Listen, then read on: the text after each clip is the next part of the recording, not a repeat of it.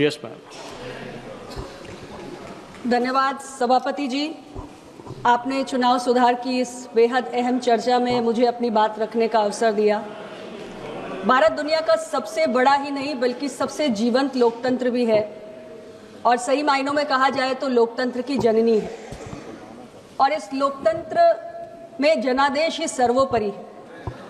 जनादेश तय होता है नागरिकों के वोट के अधिकार से और उस दृष्टि से हमारी मतदाता सूची का शुद्धिकरण बेहद जरूरी कार्य है। यानी पात्र व्यक्ति के पास वोट का अधिकार हो और जो अपात्र हैं वो पात्र नागरिकों के अधिकार पे डाका ना डाल सके, इसलिए देश में एसआईआर की प्रक्रिया शुरू की गई। इस चुनावी सुधार की चर्चा के केंद्र में एक तरीके से ये एसआईआर की पूरी प्रक्रिया है और देश में लंबे अंतराल के बाद एसआईआर की प्रक्रिया शुरू की गई। लेकिन जब ये एसआईआर शुरू हुआ तो ऐसा लगा सभापति जी मानो देश में कोई राजनीतिक भूचाल आ गया हो। मेरे विपक्ष के बहुत सारे साथी संविधान को खतरे में बताकर सुप्रीम कोर्ट पहुंच गए और वहां से भी इनके हाथ निराशा ही लगी, क्योंकि सुप्रीम कोर्ट ने भी ये साफ कर दिया कि एसआईआर कराना चुनाव आयोग का एक संवैधानिक दायित्व है। सभापति जी, इसी बीच बिहार राज्य के चुनाव भी आ गए, वहां भी एसआईआर की प्रक्रिया प्रारंभ हुई और हमारे महागठबंधन में शामिल कई दल, कांग्रेस, राजद, ये सब एक नया नारा लेकर, वोट चोरी का नारा लेकर सड़कों पे उतर आए। वोट चोरी का नारा। सर, ये बड़े क्रिएटिव लोग हैं, आप बहुत क्रिएटिव हैं। आपके पास हर चुनाव में एक नया हथकंडा होता है। कभी संविधान खतरे में है, कभी आरक्षण खत्म हो रहा है, इस बार आप लेकर आए वोट चोरी।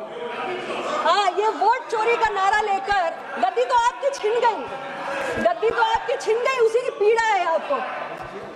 अध्यक्ष जी, इन्होंने बिहार की जनता के मन में बहुत भ्रम फैलाने की कोशिश की कि एसआईआर के नाते बड़ा अत्याचार हो रहा है, वैध मतदाताओं के नाम काटे जा रहे हैं। लेकिन हुआ क्या, ये समझना जरूरी है। एसआईआर की एक्सरसाइज में बिहार में 65 लाख नाम काटे गए। तो अगर इतनी बड़ी तादाद में वैध मतदाताओं के नाम कटे हैं तो किसी को तो चुनाव आयोग के पास आपत्ति दर्ज करने के लिए जाना चाहिए।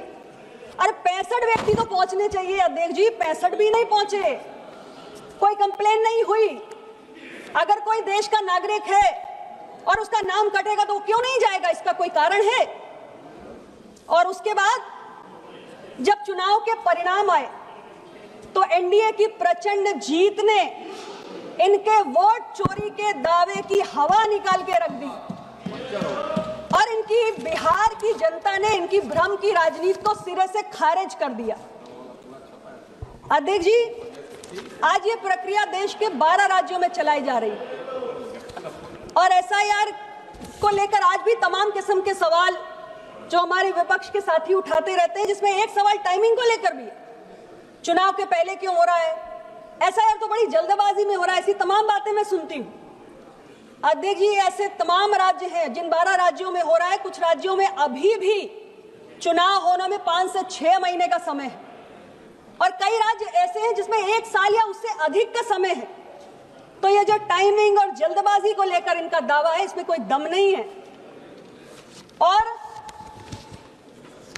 आज देश के अंदर अध्यक्ष जी घुसपैठिए की समस्या एक बहुत बड़ी चुनौती है। हम सब जानते हैं, पक्ष हो विपक्ष हो, सब जानते हैं कि इस देश में बड़ी संख्या में घुसपैठिए हैं, देश के अलग अलग राज्यों में, अलग अलग कोनों में। और इन प्रकारेण इन घुसपैठियों ने आधार कार्ड भी बनवा लिया है, वोटर कार्ड भी बनवा लिया है और चुनाव की प्रक्रिया में प्रतिभाग भी कर रहे हैं। ये देश के लिए बहुत बड़ी समस्या है। लेकिन अगर देश की सरकार कहती है कि घुसपैठियों को हम वोट का अधिकार नहीं देंगे, उनका नाम हम मतदाता सूची से काट देंगे, तो हमारे कुछ विपक्षी दल के साथियों का मन द्रवित हो जाता है।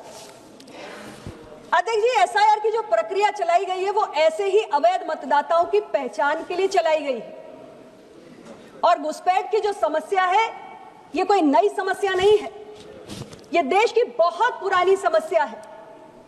1996 में जब देश में यूनाइटेड फ्रंट की सरकार हुआ करती थी, तत्कालीन गृह मंत्री श्री इंद्रजीत गुप्ता जी थे, जो एक वामपंथी नेता थे। उस दौर में, यानी आज से 3 दशक पहले, उन्होंने कहा था कि देश में लगभग 1.5 से पौने 2 करोड़ घुसपैठिए हैं। और अगर आज से 3 दशक पहले ये संख्या इतनी बड़ी थी, तो आज के समय में इतने वर्षों बाद देश के अंदर घुसपैठियों की संख्या कितनी बढ़ चुकी होगी, इसकी कल्पना पक्ष और विपक्ष हम दोनों कर सकते हैं। अध्यक्ष जी, मुझे स्मरण है कि घुसपैठियों की समस्या को लेकर आज जो हमारे कई दल महागठबंधन में शामिल हैं, उनके भी कई नेताओं ने, जिसमें हमारे पश्चिम बंगाल की वर्तमान मुख्यमंत्री माननीय ममता बनर्जी जी और राजद के प्रमुख माननीय लालू प्रसाद यादव जी, इन्होंने नेता के इस सदन के सदस्य रहते हुए घुसपैठियों की समस्या को इस सदन में उठाने का काम किया था। ये दुख की बात भी है और ये दुर्भाग्य भी है कि इतने वर्षों में इस देश के अंदर घुसपैठियों की पहचान करके उन्हें देश की सीमा से बाहर करने का या उनका नाम मतदाता सूची से हटाने का कोई ईमानदार प्रयास नहीं हुआ। लेकिन सवाल ये है कि क्या इन घुसपैठियों की पहचान नहीं होनी चाहिए? सवाल ये है कि क्या इन्हें मतदान का अधिकार देना चाहिए? सवाल ये है कि क्या देश के संसाधनों पर इन घुसपैठियों का कोई हक है? सवाल ये है कि क्या भारत सरकार से लेकर तमाम राज्य सरकारों की योजनाओं का लाभ इन्हें मिलना चाहिए? और सबसे बड़ा सवाल ये है कि क्या इन घुसपैठियों का बचाव केवल इसलिए होना चाहिए क्योंकि फर्जी मतदाता पहचान पत्र बनाकर या किसी न किसी दल के वोटर बनकर बैठे हुए? अध्यक्ष जी, जब एसआईआर की प्रक्रिया शुरू हुई तो हमने देखा कि भारत बांग्लादेश की सीमा पर हजारों की संख्या में, बोलने दीजिए सर, अभी तो शुरू किया है सर, अभी बोलने दीजिए, अभी कुछ समय चाहिए मुझे।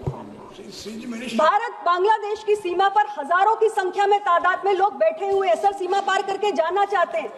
हमने टीवी पर, मीडिया पर उनके इंटरव्यू सुने, उनके कथन सुने हैं। वो लोग स्पष्ट रूप से कह रहे हैं कि वो कैसे आए, कब आए, कितने दिन से भारत के अंदर रह रहे हैं और यहाँ तक कि कितनी बार उन्होंने भारत के चुनाव में मतदान किया है। ये गंभीर मसला है।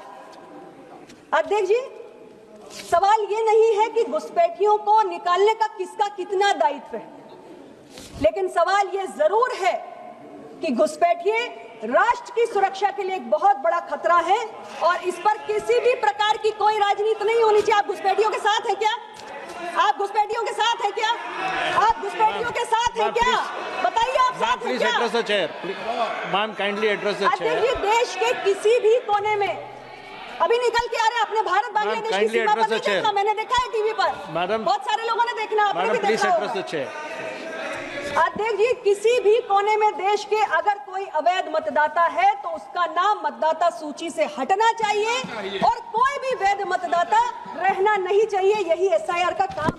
Thank you madam. अध्यक्ष जी, आज थैंक यू मैडम, हमारे जो विपक्ष के साथी हैं उन्होंने एक रवैया बना लिया है, न खाता न बही, जो हम कहे वही सही। यानी सुप्रीम कोर्ट हो, चुनाव आयोग हो, कोई निष्पक्ष नहीं बचा, क्योंकि उस तरफ के साथी इस तरफ नहीं आ पा रहे हैं।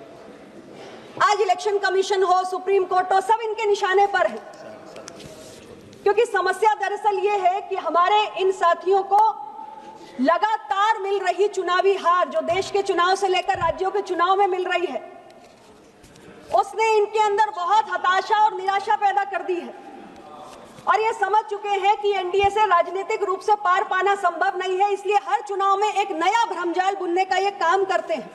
Ma'am please conclude in 1 minute. Please conclude in 1 minute.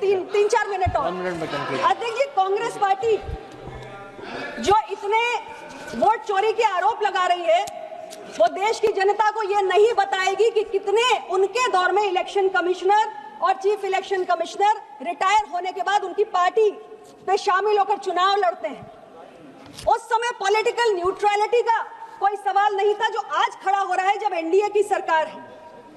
Congress party देश की जनता को ये नहीं बताएगी। माननीय टीएन सेशन साहब के जाने से सुश्री वर्षा गायकवाड़। अरे अध्यक्ष जी, अभी मैं बोल रही हूँ। अध्यक्ष जी, अभी बोलने दीजिए। अध्यक्ष जी, 8 seconds. Please conclude in 30 seconds, Last please. विषय मुझे Because I have करने given you so many extensions. अध्यक्ष जी, कांग्रेस पार्टी ये नहीं बताएगी कि टीएन सेशन साहब के आने से पहले इस देश की जनता को ये नहीं पता था कि इलेक्शन कमीशन की चिड़िया का नाम। अपनी हार के असली कारणों को छिपाने के लिए ये सारे दल ईवीएम पर सवाल उठा रहे हैं, जबकि इनकी असली समस्या है जनता से दूरी। लेकिन कारण बताते हैं ये ईवीएम को। मैंने कुछ वक्ताओं को सुना, वो कह रहे थे यूएस, जर्मनी, कहां के। Madam, thank you so sir much. Sir अभी सर लास्ट मुद्दा है, सर बोलने दीजिए। आपने मुझे सर अभी तो चल, सर लास्ट मुद्दा है। संवेदनशील, ठीक है, सर। महत्वपूर्ण और देश से भविष्य से जुड़ी हुई चर्चा में भाग लेने का मौका दिया। Just one second. मैं आपका Madam, please conclude. Please conclude, please. Sir, give me We 2 have given you minutes. so much. Sir, 4 बार आपने उधर अलाउ किया है। Let me speak. I'm concluding. Give me 2 minutes. I'll conclude. I have given you so many extensions, Sir, madam. I have Please, to conclude. please Sir, this is a conclude. serious Please issue. conclude now. This Please. is not something that One can be second. debated in 2 minutes, sir. Sir, हम अपने बैठ जाइए। Sir, ये मेरा time खराब कर रहे हैं। सर, ये मेरा टाइम खराब कर रहे हैं।